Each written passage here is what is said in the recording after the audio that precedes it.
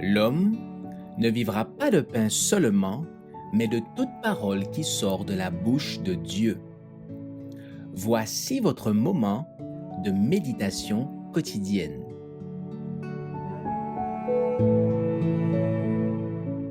Un devoir qui est une sauvegarde, le 13 mai.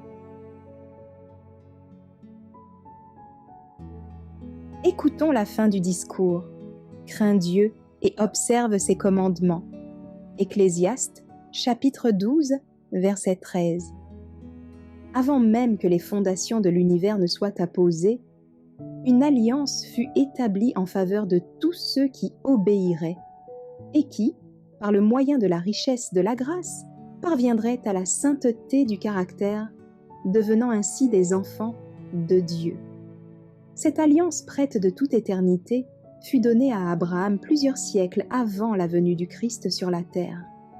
Avec quel intérêt intense le Christ a étudié l'humanité, afin de voir si la race humaine profiterait de la grâce ainsi offerte. Par ses enseignements, le Christ a montré la vaste portée des principes de la loi promulguée au Sinaï. Il a fait une application vivante de la loi dont les principes restent à tout jamais la grande règle de la justice, par laquelle tous seront jugés au grand jour, où se tiendra le jugement, et où les livres seront ouverts. Il est venu accomplir toute justice. En tant que chef de l'humanité, il a montré à l'homme comment agir de même, s'acquittant scrupuleusement de chaque devoir envers Dieu. Personne n'est contraint de perdre le ciel, vu la mesure de grâce offerte à tout homme. Quiconque s'y efforce peut atteindre à la perfection du caractère. Ceci constitue le vrai fondement de l'alliance nouvelle offerte par l'Évangile. La loi de Jéhovah est l'arbre. L'Évangile est la floraison parfumée et le fruit porté par cet arbre. En rejetant la loi du Très-Haut, les hommes ne savent pas ce qu'ils font. N'est-elle pas la transcription du caractère de Dieu, l'incarnation des principes de son royaume? Celui qui refuse de reconnaître ces principes ne peut recevoir les bénédictions divines.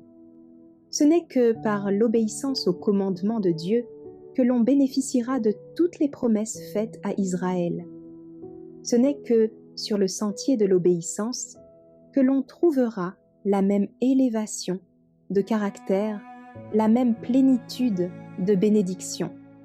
Bénédiction sur l'esprit, l'âme et le corps, sur les maisons et les champs, dans cette vie et la vie à venir. N'abaissons pas l'étendard, portons-le bien haut, regardant au Christ, l'auteur et le consommateur de notre foi.